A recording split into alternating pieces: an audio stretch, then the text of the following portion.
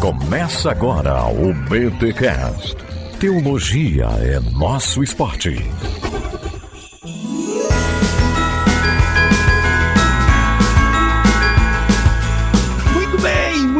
Muito bem. Começa o último BTcast de 2022, o de número 485. Eu sou o Rodrigo Bibo e ainda dá tempo de falarmos do mito. Vamos falar do mito hoje. Brincadeira, gente. Chegou em Natal, falar em mito tá pegando, né? Ai. É isso aí.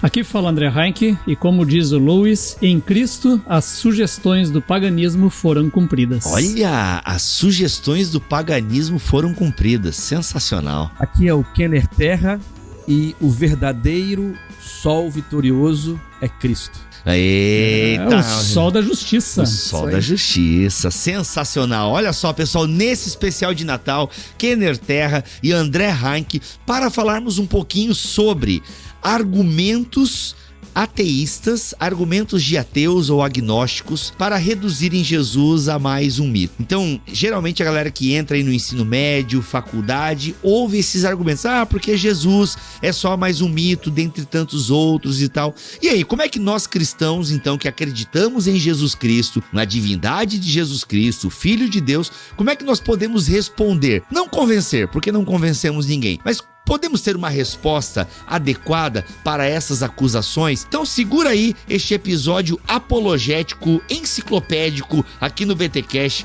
com esses dois feras, Kenner Terra e André Heinck. Mas olha só, me dá esse presente de Natal e ouve aí o último recado paroquial de 2022, é claro.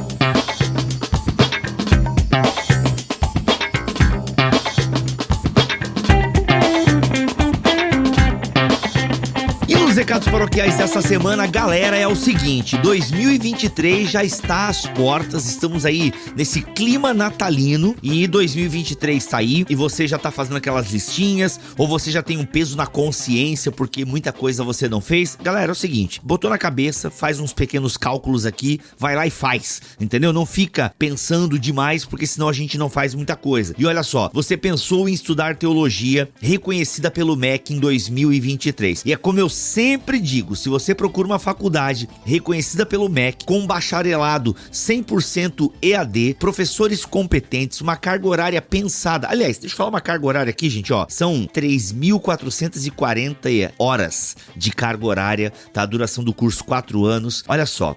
Esse negócio de reconhecido pelo MEC, nada a ver. Porque o MEC, ele prejudica o curso. Gente, eu ouço, ainda hoje, é 2022, e eu ainda fico ouvindo esse tipo de comentário. É porque as faculdades pelo MEC, elas se dobraram ao MEC, tiveram que botar um monte de disciplina, nada a ver. Vamos lá, vamos a alguns fatos. O MEC exige algumas disciplinas às faculdades que são reconhecidas por ele? Sim. Essas disciplinas são inúteis? De forma alguma, galera, de forma alguma. Um pastor, um professor de teologia, alguém que quer entrar na área teológica, precisa ir além de hermenêutica e exegese, grego e hebraico, que são disciplinas bem importantes. Então, se você pensa que disciplinas como essa, sociologia, psicologia, entre outras adições que o MEC pede, são irrelevantes, olha, penso que você está equivocado e está indo contra até uma maré de pessoas lúcidas e de pessoas que de fato pensam sobre o tema. Porque, repito, sim, matérias bíblicas são fundamentais num curso de teologia, mas elas podem ter esses complementos aí da sociologia, da antropologia, da psicologia, que nos ajudam demais a pensar a teologia junto com a sociedade. Então não fica muito caindo nesse papinho aí, gente. E outra coisa, o MEC inclusive valoriza a confessionalidade, o MEC valoriza a particularidade do curso de teologia. Então pode fazer sem medo numa faculdade reconhecida pelo MEC que você não vai ter problema algum. Pelo contrário, isso só vai somar. Beleza? Bacharelado reconhecido pelo MEC, 100% EAD, é na FABAPAR. O curso de bacharelado em teologia à distância da FABAPAR, ele é direcionado para quem? Para pessoas que procuram se aprofundar no aprendizado das escrituras, líderes que queiram se preparar para atender ao chamado de uma vida eclesiástica. Aliás, por favor, se você pensa, sabe sabe, em plantar uma igreja, se você pensa em assumir o ministério, estuda teologia, gente, por favor. A gente tá cheio aí de gente que é despreparada, assumindo púlpito. Tá feio o negócio, viu, gente? Olha, tá feio o negócio. Então, por favor, se prepara pro negócio. Também, pra quem, né, eu tava falando aqui pra quem que o curso é direcionado. Então, para quem procura se aprofundar nas escrituras, líderes que queiram assumir a vida eclesiástica e também para aqueles que querem se especializar como docente na área teológica. Ou seja, você quer caminhar aí na área docente da teologia, tem que ter o curso reconhecido pelo MEC. Então, simbora fazer esse bacharel 100% EAD da Fabapar. Beleza, gente? Então é um curso, olha só, sala de aula online, tem acesso a conteúdo exclusivo, exercícios, aulas que ajudam, horários flexíveis, tem tutoria, tá? Tutores e professores disponíveis para o aluno. Então, assim, a caminhada rumo ao aprendizado, ela não vai ser solitária, beleza? E o legal é que os professores e tutores da Fabapar são pessoas que amam a Igreja de Jesus Cristo, amam a igreja, servem na igreja, isso sem sombra de dúvida faz toda a diferença. Então, pessoal, quer fazer um curso reconhecido pelo MEC 100% online, é na Fabapar, beleza? Olha, o vestibular tá agendado pro dia 3 de fevereiro. Então, não perde muito tempo, galera. Já entra no link que está aqui em bibotalk.com e faça sua inscrição para este vestibular. Não esquece de utilizar o cupom Bibotalk, tudo junto. Esse cupom vai te dar uns descontinhos, tá bom? Então você tem até início de fevereiro para se inscrever no vestibular. Como assim tem que fazer vestibular e garantir a minha vaga no bacharelado em teologia EAD? Como assim, gente? É online. Pessoal, é reconhecido pelo MEC, tem um limite de vagas, o negócio é organizado. Então, garanta o seu lugar no bacharelado em teologia EAD da Fabapar. Ele é reconhecido pelo MEC, tá bom? Duração de 4 anos e olha só, a mensalidade cabe no seu bolso. Faça esse esforço e avance aí nos ensinos teológicos junto com a Fabapar, Faculdades Batistas do Paraná. O link está aqui na descrição deste episódio em bibotalk.com, tá bom? Esse nosso especial de Natal, e você encontra o link então aqui na descrição deste podcast.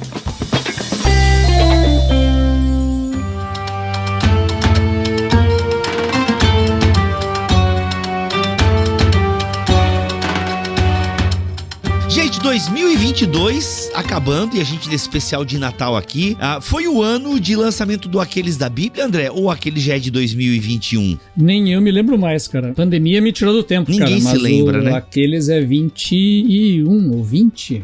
Poxa, eu cara, acho vou ter que é, pegar né? isso. Eu não sei. A Covid, pega aí, tá atrás de ti aí, ó. A Covid afetou, inclusive tem uma pesquisa sobre isso, né? Como a Covid afetou a nossa relação com o tempo, né? Isso é fato, não é nem frescura mesmo. 2021. 2021, Aqueles da Bíblia, e nós tivemos antes do Aqueles da Bíblia, os Outros da Bíblia, de André Daniel Heinck, sensacional, e foi nos Outros da Bíblia que nós meio que já começamos um pouco essa conversa, né, de mitos e de até mesmo histórias que são parecidas com a história de Jesus. E nesse especial de Natal, eu queria trazer aqui então esses mitos, essas histórias, essas lendas que de alguma forma são realmente parecidas com a de Jesus. E quando a gente ouve essas acusações, né, dos ateus, dos agnósticos, a acusação é uma palavra meio forte, mas a gente ouve esses argumentos. Vocês acreditam em mais um mito, vocês acreditam em mais uma lenda. Aliás, até a gente pode começar diferenciando mito de lenda, não sei se tem alguma diferenciação, mas vocês acreditam em mais uma lenda, porque Jesus é como isso, é como aquilo, é como aquele outro. Meus amigos, o que vocês prepararam aí pra nós nesse especial de Natal? Por onde a gente começa para falar desses mitos aí que de alguma forma parecem com a história de Jesus e segundo os acusadores, né? Pô, eu não tô achando uma outra palavra, galera. Não é uma acusação, né? Talvez essa paralelomania. Olha que caraca, não, peraí. Agora trava a língua aqui no BTcast, hein? Trava a língua aqui no BTcast. Se você repetir isso 3 vezes, você faz língua. Olha aí, paralelomania. É um termo que costumamos usar para falar dessa tendência, às vezes apressada e superficial, comparações rápidas entre imagens das narrativas míticas, de mistério, do mundo greco-romano, como também isso pode acontecer com a tradição do mundo antigo, como o André há tanto tempo pesquisa, essas comparações precipitadas porque você olha alguns pontos dessas narrativas e logo já afirma, opa, tá vendo aí, ó, Mitra, o mito de Mitra é na verdade Jesus, os evangelhos estão copiando de Jesus. Aí começam assim um sistema de comparações superficiais e, acredito também, comparações muito irresponsáveis e rápidas. É óbvio que nós percebemos lugares de contato, pano de fundo, mas essa paralelomania seria essa tendência muito acelerada de fazer comparações do texto bíblico com outras narrativas não bíblicas. Legal. Isso parte também de uma ideia de que existem ideias únicas e originais e que ninguém mais pensa nada parecido com isso. E aí qualquer outro pensamento que sai semelhante a isso, ou qualquer outra, né, sei lá, narrativa, ela foi necessariamente copiada da outra. O que é também uma situação, uma ideia meio excêntrica, me parece, né? Quer dizer, não existem semelhanças nunca nas ideias, não existem semelhanças nas narrativas. Claro que existem, né? Agora, se ela ser uma cópia, já é outra história. Até porque, como disse o Walter, na série Fringe, mentes brilhantes pensam parecidos. Olha aí. Exato. E tem uma coisa também aqui, o conceito de influência. Porque durante muito tempo, especialmente por conta dos métodos historicistas, aqui, método histórico crítico, crítica das formas, crítica da tradição, tinha-se aquela compreensão de que os textos eram escritos a partir de outras tradições, mas numa lógica muito reducionista, como se sacerdotes ou autores do Novo Testamento estivessem com esses textos em mãos, copiando-os diretamente. Aí, influência como uma espécie de cópia direta, influência como um tipo de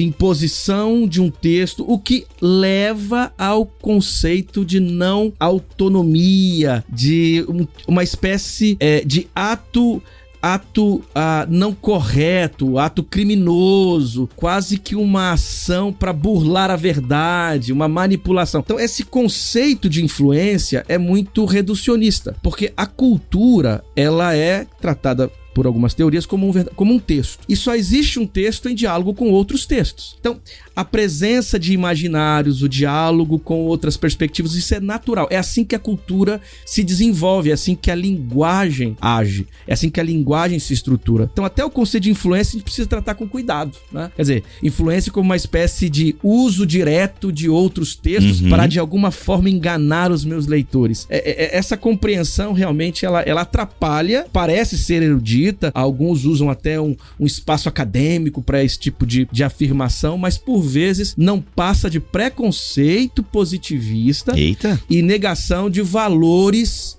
ou negação do valor do texto sagrado, do texto bíblico, etc.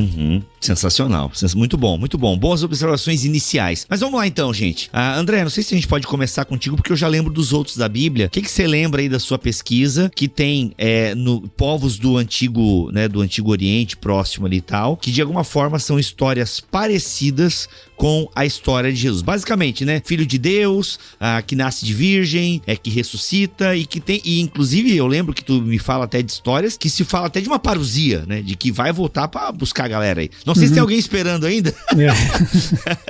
Acho que até tem, né?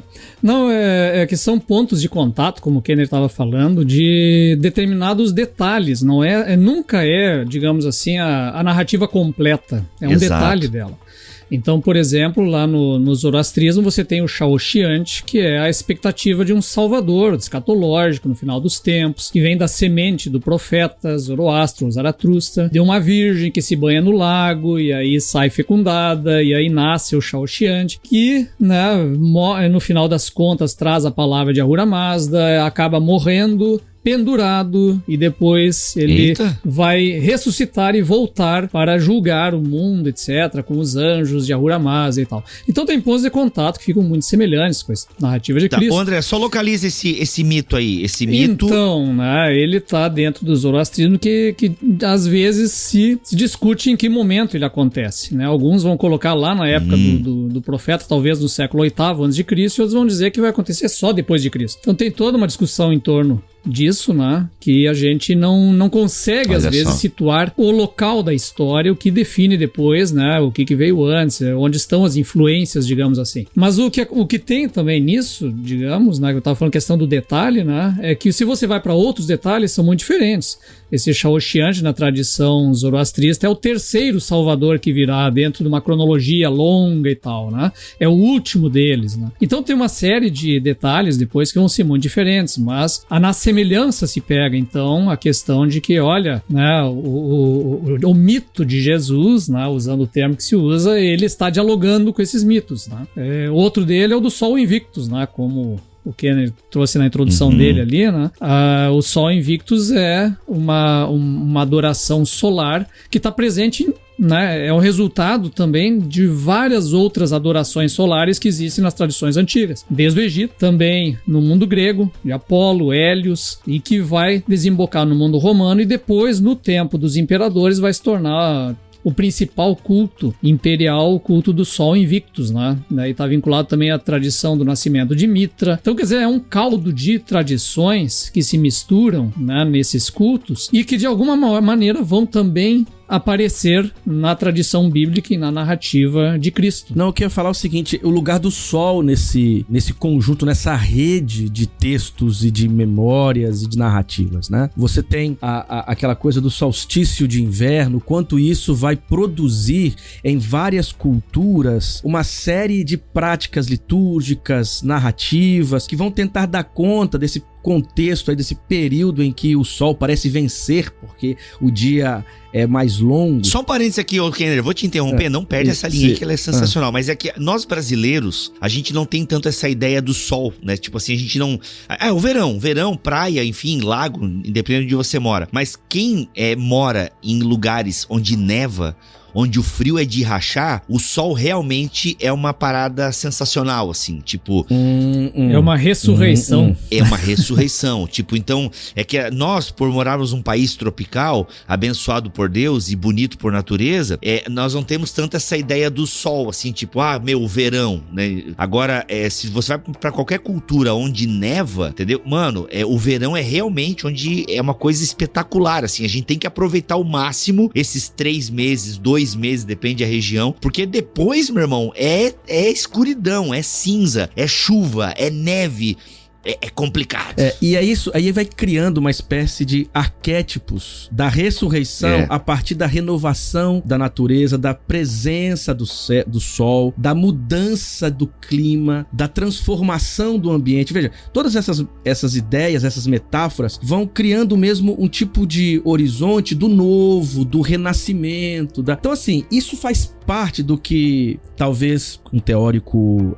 russo, né, o Meletinsky, vai chamar de arquétipos míticos literários, que é o seguinte, são sistemas arquetípicos que acabam tendo perenidade, permanência contínua em diversas narrativas míticas e textos, por conta de uma resposta muito parecida que a humanidade dá diante dessas experiências, não é? Quer dizer, esse sol que sobrevive a essa cinzenta realidade, esse sol que fica mais tempo durante um dia, mesmo no hemisfério norte, sabe? Então, quer dizer, isso tudo vai produzindo respostas textuais, ritualísticas, míticas muito parecidas. Não é? Muito parecidas. Então, é sedutor você depois encontrar num texto bíblico a ideia da ressurreição e logo pensar, bom, tá vendo? Ó, daqui vem a ressurreição. Só que quando você coloca a lupa, você vai percebendo que a narrativa bíblica fala de uma ressurreição, por exemplo, ou de nascimento virginal, ou de nascimento de uma divindade, com detalhes diferentes,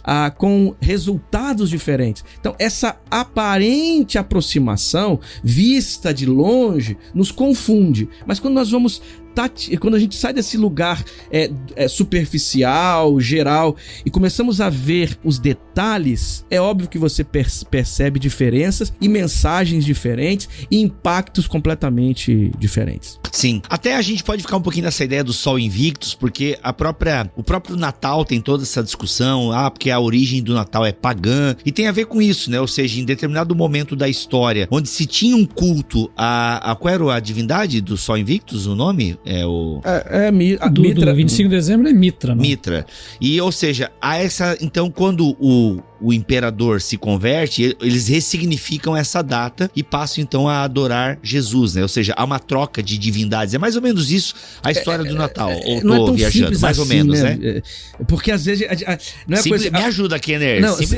Não, simples que eu falo assim: vamos fazer o seguinte: se adora Mitra tá ligado ao Natal, 25, né? Vamos trocar, botar Jesus. As coisas na cultura não acontecem assim. Não, foi gradativo e tal. Né? E de certa forma há um ressignificado, porque o mitraísmo era um culto importante no Império Romano, ele vai ganhando muita força. Então, inclusive algumas ideias ligadas ao mitraísmo são posteriores e são influenciadas pela tradição cristã. Olha aí. Então, essa coisa, quem veio primeiro, né? As narrativas de Mitra ou os evangelhos? Tem coisa na tradição de Mitra que tem algumas ideias que são anteriores, mas não pertencem só a Mitra, mas a uma rede de mitologias, e outras que surgem depois e que, por sua vez, tem a presença, sim, da influência cristã, porque alguns, inclusive, vão dizer que há uma disputa no Império Romano entre o mitraísmo e esse cristianismo, ou esses cristianismos que estão ganhando tanto espaço no Império. Vence o cristianismo, né? A tradição cristã vence, inclusive há uma perseguição, uma negação e até tentativa de eliminação das práticas ligadas ao mitraísmo, né? Sim, ou seja, o cristianismo, a partir de quando começa? A partir de 325 começa a haver essa perseguição, mais ou menos? Que de povo perseguido passa a ser perseguidor, né? Não, só depois de Teodósio, 380 e poucos, 390 em diante, ainda não tão direto assim, né? Mas é bem mais tarde, não é Constantino, não. Constantino é o tolerante, né? Aquele que abraça todo mundo. Olha aí, é esperto, né? Tá mantendo a coesão do império aí.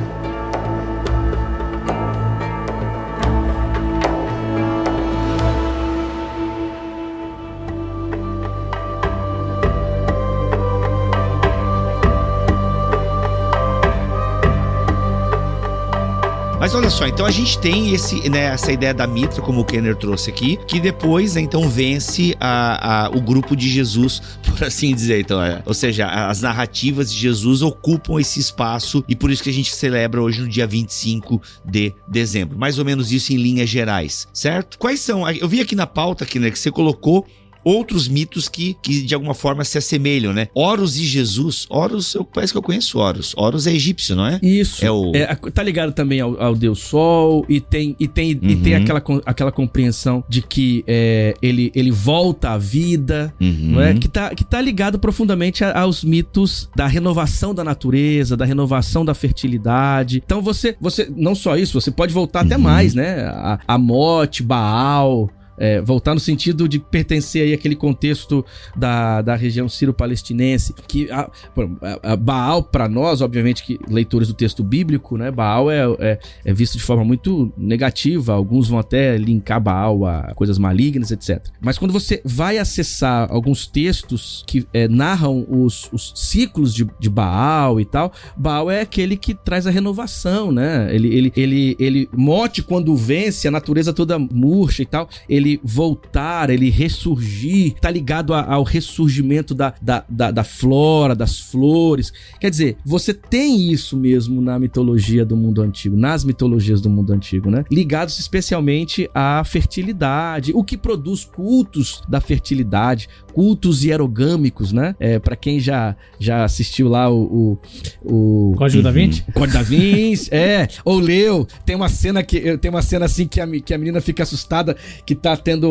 uma série de práticas sexuais com as más. Aquilo são cultos hierogâmicos, né? São cultos hierogâmicos ligados exatamente a essas narrativas que apresentam os deuses na criação ou na renovação, na construção agora de uma realidade de fertilidade. Por isso que deve-se cantar essas narrativas para que a fertilidade volte. Você tem uma série de ritos. Tudo isso aqui, de alguma forma, traz à memória a ideia da ressurreição. Esse Deus voltou eles voltam do mundo dos mortos, ou uma outra divindade é usada para tirar este Deus que foi pro mundo dos mortos, para que ele volte, ele voltando, então a fertilidade volta também. Isso tem sim nos mitos egípcios, isso tem sim nos mitos ali da Palestina, hititas, aquele Ramshan-Ra, né, que foram encontradas as tabuinhas lá dos ciclos de Baal. Quer dizer, de alguma maneira nós temos aqui a presença de narrativas míticas que apontam para seres divinos espíritos que estão entre os humanos, para divindades que voltam do mundo dos mortos, não é? Então, isso tudo, de alguma forma, hoje nem tanto, mas durante muito tempo serviu para essa relação de paralelismo meio que rápido demais. E aí se a gente pensar que Jesus, né, primeiro século aí da era cristã, né, o caldeirão religioso era muito... Essas ideias estavam, eu imagino, ali rolando pela Palestina. Isso era conhecido, então, do povo que ouviu falar de Jesus. Enfim, a história de Jesus, ao ser contada no primeiro século, ela era uma história que não soava tanto um absurdo, eu imagino. Então, por conta desses paralelismos. Então, essa é uma história que faz sentido, né? Essas histórias fazem sentido, elas não são... a história de Cristo ela não é algo absolutamente inovador no sentido, olha, nunca imaginei uma coisa dessas. Alguma escora numa percepção da realidade do mundo concreto tem que haver, né? Então, me parece que esses pontos de contato são fundamentais até para a própria compreensão da mensagem do Evangelho, né? Então, essa é uma das questões que eu tenho refletido ultimamente. E tem um detalhe importante também, a gente tem que lembrar, que não é apenas a tradição cristã a partir de Cristo que foi encontrando esses pontos de contato e traçando paralelos. Nós temos isso na tradição veterotestamentária também. Quer dizer, quando você pega um hino, né, em que se exalta que Deus vem cavalgando sobre as nuvens, que a tempestade o precede, né, e tal, ele está usando aquilo que é uma tradição dos cultos de Baal, para dizer o quê? Deus é o verdadeiro Deus, Senhor do tempo, o verdadeiro Senhor da renovação, o verdadeiro Senhor da tempestade, o verdadeiro guerreiro e tal, né? É Jeová, é Yahvé que tá, né, que é o verdadeiro Deus e não Baal. Então há também de fato uma conversão dos mitos pagãos por parte da tradição judaica ou hebraica antiga. Eles já estão assimilando isso e utilizando no louvor a Deus. Mesma coisa, a questão da Páscoa, né? A Páscoa ela pega o quê? Um rito, né, que é vinculado justamente a colheita, que é justamente um dos ritos pagãos que está relacionado ao ciclo da natureza, e historiciza ela. Ele pega e coloca nele a história do Êxodo. Então agora nós celebramos isso, por quê? Porque Deus nos tirou do Egito, porque Deus invadiu a história. Então ele pega o que era um rito cíclico pagão, transforma ele numa narrativa cristã de que Deus entrou na história. Então o cristianismo não faz nada de novo em relação à tradição pregressa. Ele acaba assumindo determinadas metáforas do paganismo para si, né, historicizando essa metáfora, dizendo, não, Cristo se fez carne, que isso está entre nós. Ele tornou essa expectativa do paganismo numa realidade concreta da história. E além, eu acho que também um ponto importante aqui, André, é como a tradição cristã deve muito mais ao mundo judaico do que a qualquer outra expressão religiosa. Isso tem que ser dito com muita firmeza, porque, um exemplo, nesse paralelismo doido aí que as pessoas costumavam fazer, eles já iam atrás de Heráclito, neoplatonismo, tradição órfica e etc. Aí você vai pra tradição, você encontra lá nos manuscritos do Mar Morto, a sabedoria na Bíblia hebraica e também nos textos do judaísmo grego. Você percebe que o cristianismo, ele faz esse processo de ressignificação, ele encontra em Jesus, a partir dos óculos destas tradições judaicas, mais do que qualquer outro pano de fundo do mundo greco-romano ou mesmo anterior. Mas, por sua vez, esses textos da Bíblia hebraica, obviamente, porque é assim que os textos são escritos na história e no mundo antigo, eles estarão sempre em diálogo com essas outras culturas e tradições, como você mesmo mostrou nos 2 livros escritos aí sobre isso. Só que isso não é um problema, isso não é um mal. Por quê? Porque, veja, se nós entendemos que a nossa fé é uma fé que está ligada à encarnação, e essa fé que está ligada à encarnação, ela não nega a cultura, não nega a história, isso é um ponto. Segundo, ela lida com o texto. E o que é um texto? O texto é um sistema resultado de encontros de outros textos. Hoje nós sabemos, pelas tradições, pelas pesquisas semióticas, pela análise do discurso, que não existe um texto sem outro texto. Né? Você não há a existência de um sistema de significado materializado em letras e linguagem se não estiver em diálogo com outros sistemas de significado. Um texto não surge do vácuo. Então, obviamente, os textos bíblicos vão surgir a partir dessas relações intertextuais. Então, assim, é a condição de ser texto. Então, se é a condição de ser texto e a Bíblia é o lugar da revelação de Deus e a Bíblia é texto, obviamente, esses textos estarão nessa circulação e em diálogo com outros textos. Isso não desqualifica o texto, muito menos desqualifica a tradição. Isto só mostra o quanto a tradição e o texto surgem a partir de um sistema cultural e é assim que as coisas acontecem. Tomando um exemplo aqui, voltando lá para a questão do sol, né? Então você tem essas comunidades cristãs que estão relembrando ou celebrando o nascimento de Cristo. Isso não é uma festa determinada na tradição bíblica antiga, é algo novo que está surgindo, porque nós vamos lembrar disso. Aliás, toda a celebração da Santa Ceia é uma memória da morte e ressurreição de Cristo. Então, gradativamente, vai se pensando também sobre como Cristo nasce. E, de repente, você tem eles vivendo um ambiente no qual há um culto do nascimento do sol, que é a divindade principal, e nesse culto existe uma metáfora muito importante, que é o quê? A metáfora da luz do mundo, a metáfora do sol que brilha sobre todos e traz a justiça a todos. E essas comunidades cristãs conhecem o texto de Malaquias que diz o quê? Que virá um dia o sol da justiça e brilhará sobre todos, etc, etc. Você vai encontrando as mesmas metáforas em outras religiões e de repente você pensa assim, cara, isso aqui é muito válido para aquilo que eu faço. Nós estamos falando da mesma coisa. É um processo que não é nunca unânime também. Há grupos e pensadores que vão dizer, não, isso não pode ser feito. Outros vão dizer, sim, isso pode ser feito. Estamos falando da mesma coisa. Ou esta religião está usando uma comemoração e usando uma metáfora que na verdade é anterior, é nossa, é de Cristo. Ele é o verdadeiro sol da justiça. Ele é o verdadeiro sol invictus que vencerá no final dos tempos. Então essa metáfora da religião, na verdade não é dela, ela é nossa. Então o que esses cristãos acabam fazendo? Eles acabam convertendo os mitos e as metáforas pagãs a Cristo. Acontece uma conversão dessa metáfora. E traz ela então e diz, legitimamente ela pertence a Cristo, não pertence a ela. Eu costumo brincar que eles batizam, né? Batizam a cultura. Ou batizam a cultura. O caso do dia 25, a ideia do dezembro, dia 25, é exatamente isso, né? Esse solstício, esses cultos ligados à renovação e à força desse sol invicto. O 25 tá ligado de alguma maneira a Mitra, não é? E Mitra é um culto muito importante no Império Romano, e aí a tradição romana vai traduzindo isso para a figura de Cristo, porque nós sabemos que não há uma data exata para o nascimento de Cristo. Abril, provavelmente. A gente não sabe. Você tem algumas informações assim sobre isso, mas não dá pra você dizer, Jesus nasceu em abril. Ué. O cristianismo oriental, durante um bom tempo, alguns até hoje, comemoram o nascimento de Jesus lá em janeiro, por conta dos Reis Magos, não é?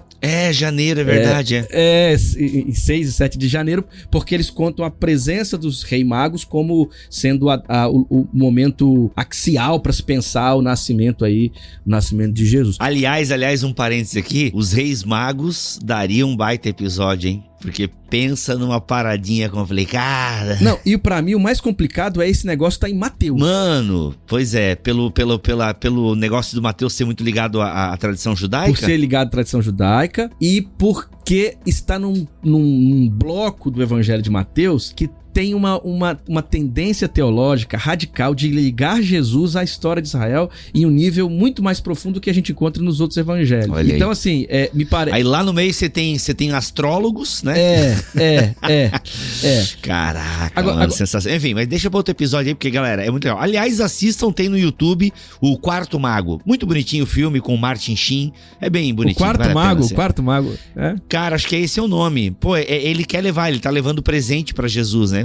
Então é a saga de um desses magos que se perde dos outros, se eu me lembro bem, e ele sai por aí, ele quer encontrar o Meta, ele é guiado pela estrela, ele quer encontrar, ele no fundo ele não... Enfim, aí tem toda a história do filme, 1 horinha, acho que é o Quarto Mago o nome, Martin Sheen. É bem bonito, uma mensagem profunda. Agora, o André falou uma coisa interessante, porque ele lida de maneira muito, muito bonita e piedosa com isso tudo, e eu acho que esse é o caminho, né? Esse é o caminho. Agora, esse tipo de paralelismo também gerou algumas coisas estranhas, que me parece que é o que provoca esse podcast, esse episódio, né? Porque você tem lá, por exemplo, a teoria do mito de Cristo. Que, ou seja, que vai inclusive relativizar a possibilidade da existência de Jesus por conta da sua relação com estes mitos. Os mitos de mistério romano, os mitos persas. Quer dizer, você tem uma tradição teológica que vai negar ou vai, no mínimo, relativizar a própria existência. Claro que são poucos acadêmicos hoje, até os mais críticos não negariam a existência histórica de Jesus, colocariam em xeque se esse Jesus histórico é exatamente esse Jesus que a tradição recebeu. Mas esse tipo de comparação produziu uma relativização da existência histórica de Jesus. Quer dizer, Jesus é só uma criação, uma colcha de retalhos destas narrativas míticas, romanas, para um movimento que estava tentando se estabelecer no Império. E o mitrismo se torna aí um lugar eloquente para eles confirmarem isso, né? Coisa de Mitra sacrificar um touro e no culto de Mitra comer a carne, beber o sangue deste touro. A ideia de Mitra aparecer na iconografia cercado de 12 símbolos do zodíaco. Algumas... então assim, isso vai produzindo uma compreensão extremamente radical, acho que entendo como uma visão também cheia de preconceitos em relação ao cristianismo, para negar, aliás, que Jesus fosse uma figura real, histórica, mesmo com evidências como os textos lá de Tácito, Flávio Josefo e outras coisas.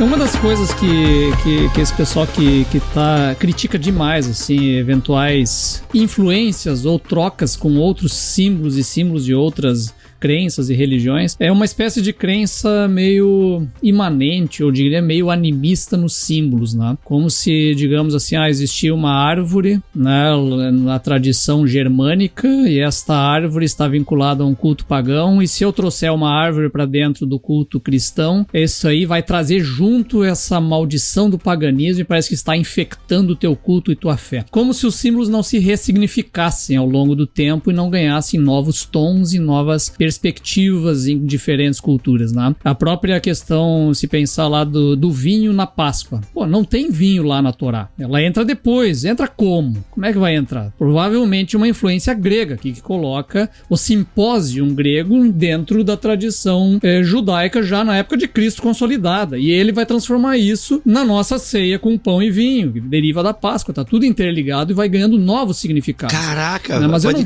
posso pegar o vinho da fé cristã e dizer que é pagã porque veio do mundo grego, então não vamos eliminar, então Jesus tá doido, não tem... Mas os judeus já fizeram antes. Nota, a questão toda não é tão simples assim. Então eles vão se ressignificando. Então a própria questão da árvore de Natal, por exemplo, tem lá a história, né, na Alemanha, lá, agora esqueci o nome do santo que derrubou o carvalho de Thor, e aí apresentou uma outra árvore que é o pinheiro, e é essa árvore cristã. A própria árvore tem símbolos, metáforas ligadas à vida, né, a árvore da vida lá no Gênesis. Então isso tudo vai se intercambiando e ganhando novos significados ao longo do tempo. Então às vezes mesmo um símbolo, digamos, sei lá, a guirlanda, que é um símbolo da eternidade do mundo greco-romano, ela vira símbolo do Natal, ela vira símbolo também usado nos nossos túmulos, né? Você bota as coroas de flores, é relacionado à eternidade, vai ganhando novos significados que são importantes para comunidades que a celebram. E ela não carrega junto a si um poder imanente de fazer algo. Essa é a questão. É o poder da linguagem que está posto aqui. Isso aqui é importante.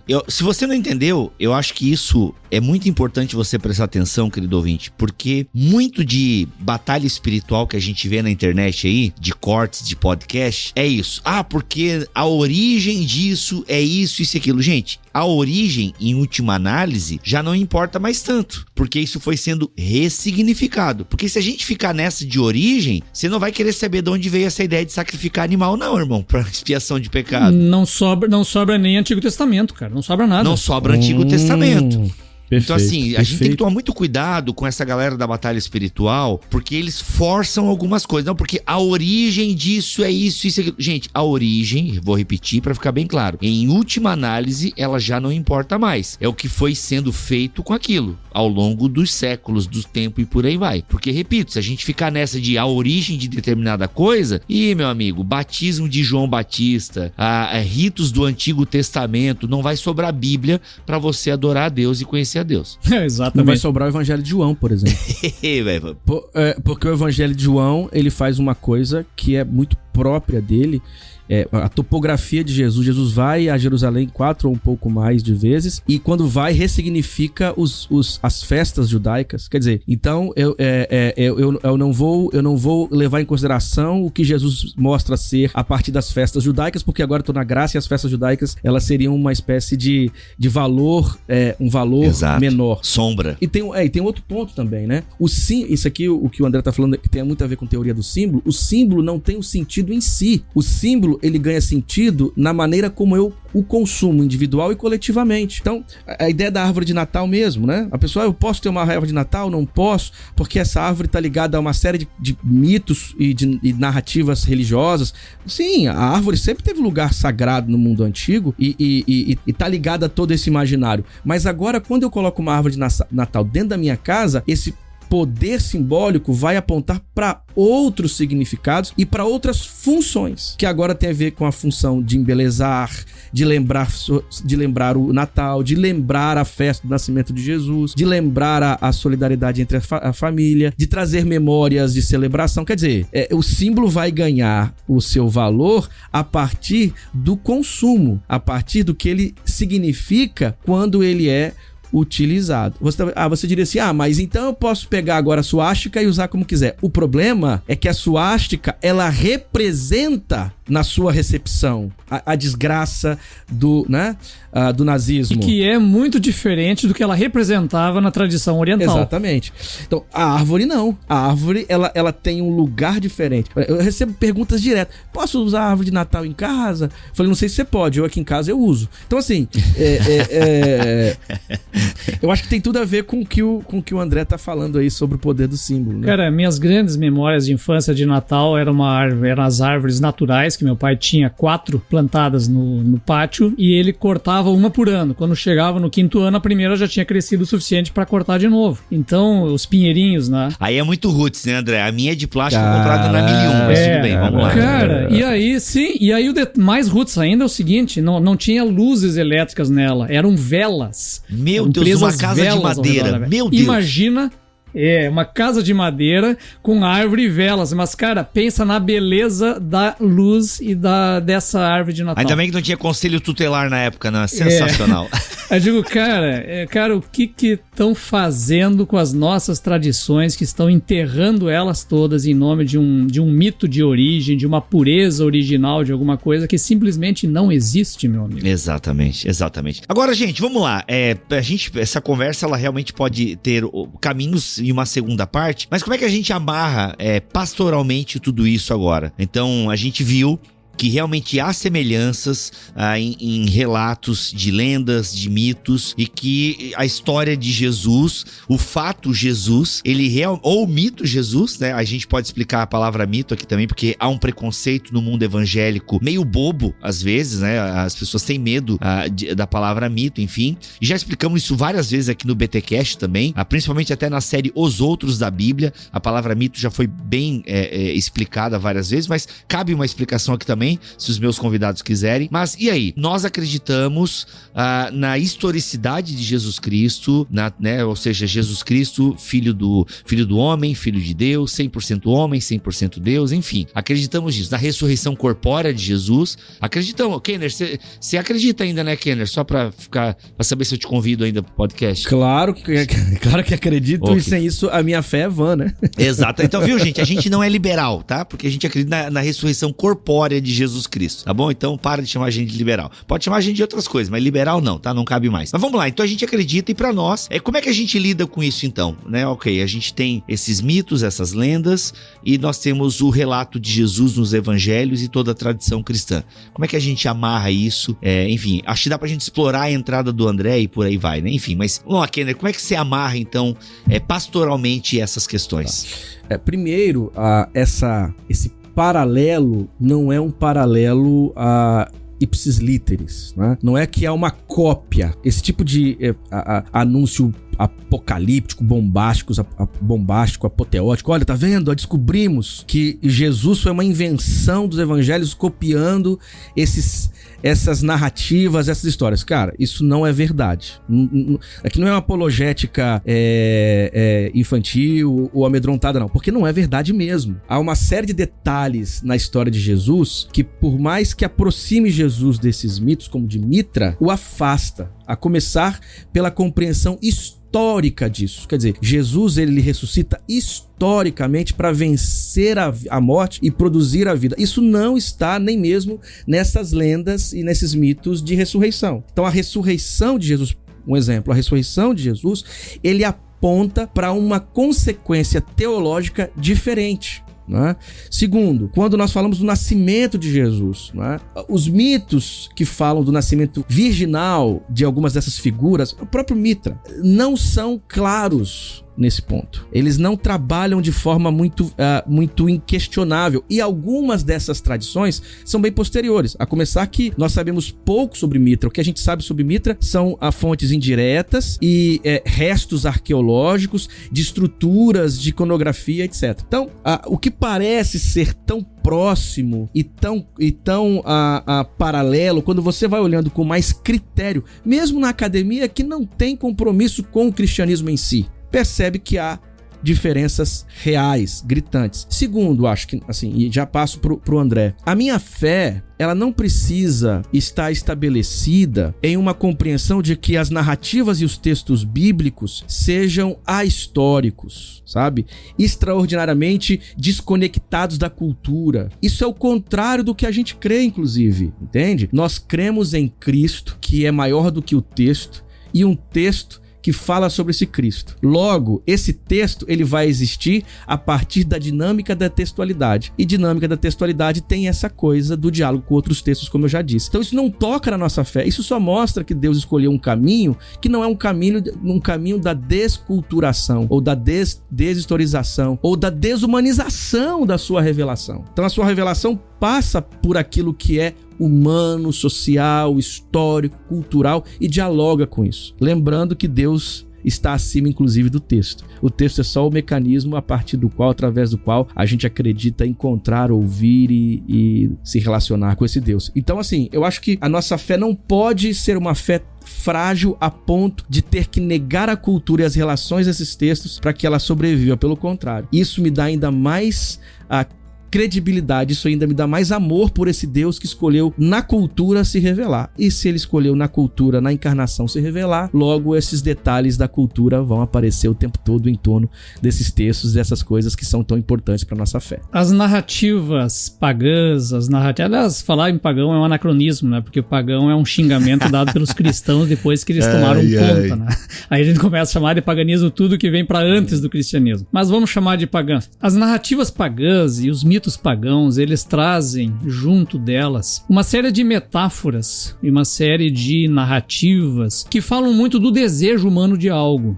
Ele apresenta uma necessidade, algo que ele precisa. Essa necessidade da ressurreição, essa necessidade do divino, essa necessidade da restauração, de uma renovação, de tudo isso. Isso está presente em diversas narrativas, diversas histórias. E elas, por isso mesmo, vão ter muitas semelhanças com a tradição bíblica também, porque afinal de contas a revelação bíblica também trata desses assuntos, mas de outra maneira. E aí eu comecei com o Lewis, vou terminar com o Tolkien. O que o Tolkien diz ali no livro, eu tenho a versão chamada Sobre Histórias de Fadas, mas que é traduzida agora como Árvore e Folha. E ele diz o seguinte: os evangelhos contêm uma história de fadas, ou uma narrativa maior que engloba toda a essência delas. Mas aí ele vai dizer outra coisa. Tudo isso que as tradições, né, das religiões contam como fadas, como uma história cíclica, como uma narrativa de essência, como um mito e tal, ele vai dizer o quê? Que em Cristo elas acontecem concretamente na história. Elas acontecem ali, o que ele vai chamar de grande eucatástrofe, que é a virada do final feliz. As coisas vão dar certo, porque Cristo veio a nós. E aí ele conclui e diz o seguinte, que essa história, Cristo, a dos evangelhos, apesar dela conter e englobar toda a essência dos mitos, ela é essencialmente verdadeira. Ela é suprema, ela é verdadeira. E aí ele diz o seguinte: a arte foi verificada. Deus é o Senhor dos anjos e dos homens e dos elfos. A lenda e a história encontraram-se e fundiram-se. Então, essa é a questão. As lendas Como é que é esse final? A lenda e a história encontraram-se e fundiram-se. Se fundiram em Cristo. Sensacional. Porque ele apresenta justamente as expectativas que existem nessas metáforas, ele apresenta na história. E nós cremos por isso. O mito se fez carne. Olha aí, que maravilha. Gente, é isso. Obrigado. Obrigado mesmo, Kenner. Obrigado, André, pela presença de vocês. E agradecendo ao Kenner e ao André, agradeço a todos vocês que gravaram o BTcast comigo em 2022. Agradeço de coração mesmo a vocês que fazem esse programa ser o que é, que levam conhecimento, piedade, amor pela obra, amor pela igreja, amor por Deus aí a milhares de pessoas. Então assim, muito obrigado mesmo a todos vocês que gravaram, seja 1, seja 10 BTcasts aqui comigo em 2022. Agradeço, claro, a você, querido ouvinte do BTcast, você que ouve no site, você que ouve no Spotify, no Deezer, na Amazon, na Apple, ouve no YouTube, sei lá, ouve no Podcast Addict, no Google Podcast, onde você ouve. Muito obrigado pela audiência em 2022. Tivemos programas incríveis, marcantes. Foi um bom ano para o BTcast, crescemos e com certeza ajudamos a igreja a amadurecer teologicamente. Lançamos livros, enfim, um ano maravilhoso. E 2023, se Deus quiser e assim permitir, estaremos aqui com o André, estaremos aqui com o Kenner, inclusive ambos com livros novos aí publicados, sensacional. Estaremos com os demais convidados e amigos do Bibotalk. Estaremos aqui, se Deus quiser e assim permitir. Lembrando então que o BTcast vai dar uma pausa agora, sim, a gente respeita o descanso e a gente vai dar uma pequena pausa, mas voltamos em janeiro de 2023, no dia 17 de janeiro, já vai ter BTcast fresquinho pra vocês, inclusive já tá gravado, tá sensacional, e a gente volta então à nossa programação normal no dia 17 de janeiro. Mas é isso, eu acabei agradecendo, não dei espaço pra vocês. Kenner, obrigado. André, obrigado. Valeu, Bibo, obrigado. Muito obrigado aí pelo convite, por mais uma vez estar com vocês aqui. Valeu, é sempre bom estar com o André e com os demais e contigo. Espero que 2022 termine bem para todos nós, 2023 seja aí feliz e cheio de alegria. Amém, assim queremos. Bibo, obrigado de novo. Vai-te embora 2022 e que tenhamos um 2023 menos neurótico nesse meio evangélico. Vai-te embora é sensacional. Vai-te embora 2022 e que venha 2023. É isso, gente. Voltamos ano que vem, se Deus quiser e assim permitir. Fiquem todos na paz do Senhor Jesus.